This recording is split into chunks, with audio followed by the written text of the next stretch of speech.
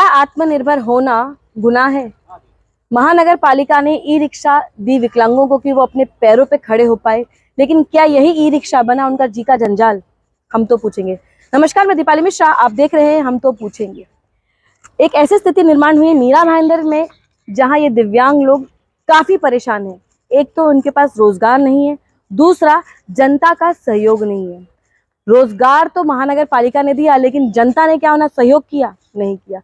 मैं जनता से जानना चाहूंगी कि इन लोगों को व्यवसाय के लिए जब महानगर पालिका ने ई रिक्शा की सुविधा दी, तो हम और आप बैठकर इनका व्यवसाय बढ़ाने के बदले इस रिक्शा को यहाँ ठप क्यों किया? इतने परेशान हैं ये लोग कि पेंशन भी बंद हो गई, जो महानगर पालिका के पास से इनको दी जाती थी, और खुद का व्यवसाय करने के लिए ई रिक्शा दी गई, जो अब इनके लिए एक हाथी स्वरूप हो गया है। हाथी को लेना तो आसान था, लेकिन पालना इनके बस में नहीं रहा। किस तरह की तकलीफ ये लोग झेल रहे हैं, आइए जानते हैं इन्हीं की जुबानी। मैम, मैं लता दास हूँ। करीबन 8 महीना पहले ये मिला। उसके पहले एक फॉर्म फिलअप हमको करना पड़ा। उधर वेस्ट में ही पुलिस स्टेशन के सामने में एक जेरोक्स वाले हैं, उसका नाम मैं मिस कर रही हूँ। वहाँ पे हमको जब फॉर्म फिलअप कर रहे थे तो बोले बहुत दौड़ धूप करना पड़ेगा। आई थिंक पूरा अमाउंट याद नहीं है, लेकिन 3200 शायद हमको भरना पड़ा था, 200 या 300। फिर हम भर के आ गए। उसके करीबन 8-9 महीने बाद हम लोग के पास फोन आया क्या, जो कि हम लोग को ई रिक्शा लेने के लिए एक फिटनेस सर्टिफिकेट चाहिए। तो हम लोग ये नहीं समझे कि फिटनेस सर्टिफिकेट क्या होता है। फिर हम लोग के पास एक नाम आया, जिनका नाम है राजेश अग्रवाल। उनके ऑफिस वेस्ट में ही है, गीता नगर के उधर है। तो हम लोग को उनसे मिलाया गया। फिर वो बोले एक बार आप लोग को थाना जाना पड़ेगा। तो हम लोग सब लोग जितने भी हैंडीकैप थे, करीबन 10 जने थे, 10 को वहाँ पे लेके जाया गया। और फिटनेस के लिए वो जो है सिविल हॉस्पिटल में हम लोग का टेस्ट किया गया। फिर हम लोग को बोला गया 1000 रुपया एक बार भरना पड़ेगा। फिर लाइसेंस के लिए शायद 4-5 हजार आपको भरना पड़े। वहाँ 1000 दी थी। फिर कुछ दिन बाद हम लोग को 3000 मांगा, मतलब 4000 रुपया हमने दिया। फिर लाइसेंस हमारा करीबन 6 महीने बाद आया। और ये रिक्शा को जब भी हम लोग बाहर लेके जाते हैं, सब देखते हैं। और मैम कोई बैठता नहीं है। जैसे जू में से एक एनिमल्स के अलावा देखने के लिए सब बच्चे बड़े खड़े हो जाते हैं। अगर बैठने की बात है, 1-2 रिक्शा चल भी रही थी पहले, लेकिन वो खाली चली कुछ दिन।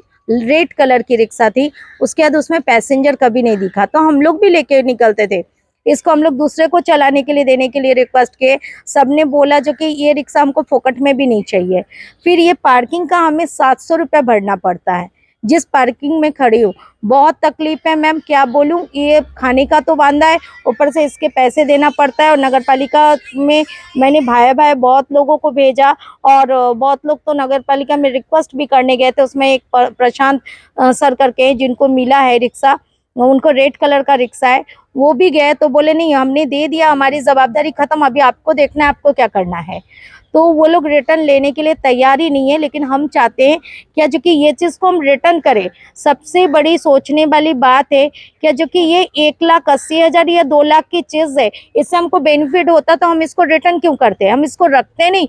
ये इतनी मतलब हमारे सर के बोझ हो गए क्या, हम इसको रिटर्न देना चाहते हैं। बीच में मैंने रिक्वेस्ट किया था, राकेश अग्रवाल जी को कॉल की थी। मैं बोली थी सर एक काम करते हैं, इसको हम मॉडिफाई करते हैं और इसमें हम कुछ बेचेंगे, क्योंकि अगर हम मॉडिफाई नहीं करेंगे तो दरवाजा ये गिर जाएगा। तो बोले नहीं, आप मॉडिफाई नहीं कर सकते हो। तो हम बोले गांव भेज देते हैं। बोले नहीं भेज सकते हो। हम बेच देते हैं, नहीं बेच सकते हो। तो फिर आप रिटर्न ले लो। हम रिटर्न भी नहीं लेंगे। अभी आप लोग बोलो हम लोग क्या करें।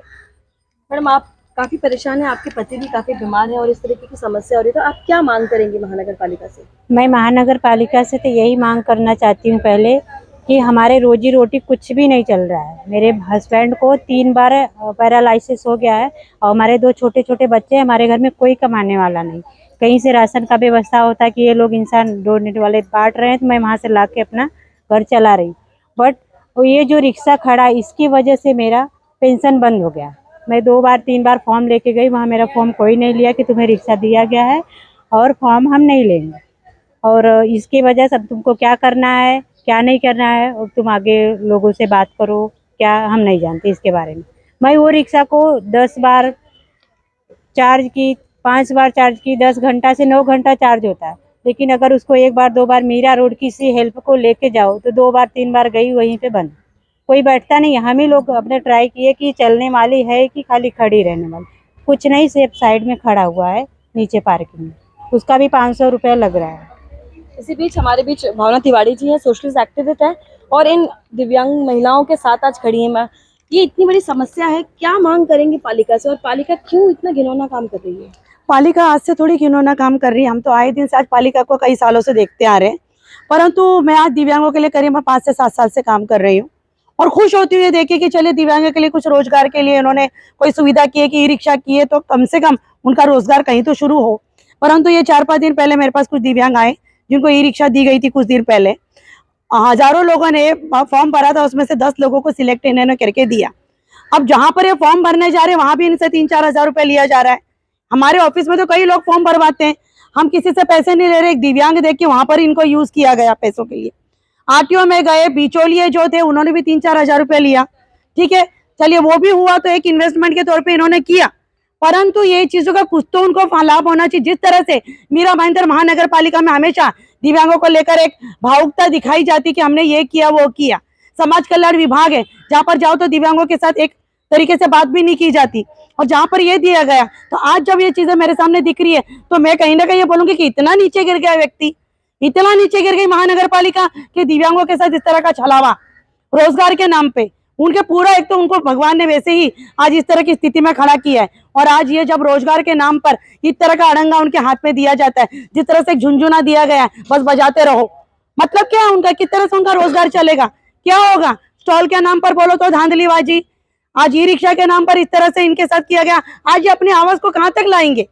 हमारे पास आते हैं, हम सुनते हैं, तब आप जैसे पत्रकार हैं, भाई हैं, तो इनके सहयोग के लिए आगे आते हैं, आप अपनी आवाज को पहुंचाते हैं, पर कहीं ना कहीं इनके लिए आफत खड़ी हो गई।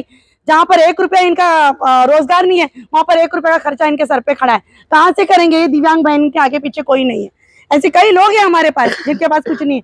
कहने का मतलब जब आपने दिया था रोजगार के लिए, जब ये बोल रहे हैं कि नहीं हो सकता, तो ये जो आप जू में रखने की चीज है, कई सेल्फी पॉइंट बन रहे हैं हमारे मीरा भाईंदर में, तो सेल्फी पॉइंट में कई कबूतर चिड़िया रख ही रहे ना, तो ये ई रिक्शा भी रख दो, आपकी टीआरपी बढ़ेगी।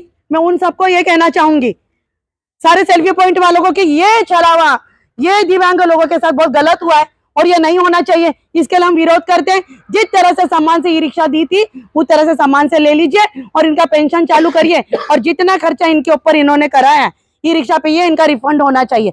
नहीं तो अगर ये चीजें नहीं हुई तो मैं मीरा भाईंदर महानगर पालिका में इन सबको लेकर धरने पे बैठूंगी। जिस तरीके से हम हर रोजगार को बढ़ावा देते, क्या एक आम जनता होने के नाते हमारा फर्ज नहीं बनता कि हम इन दिव्यांगों की भी मदद करें? अब खैर ये वक्त ही बताएगा कि इनके साथ क्या होगा, लेकिन तब तक के लिए महानगर पालिका से हम यही अपील करेंगे कि आप ये रिक्शा वापस लीजिए और इनका जो पेंशन है 10,000 वो चालू कीजिए, ताकि इनके भी घर में चूल्हा जल सके। तब तक के लिए जनता के साथ हम तो पूछेंगे। मैं दीपाली मिश्रा, वीडियो जर्नलिस्ट प्रसाद के साथ।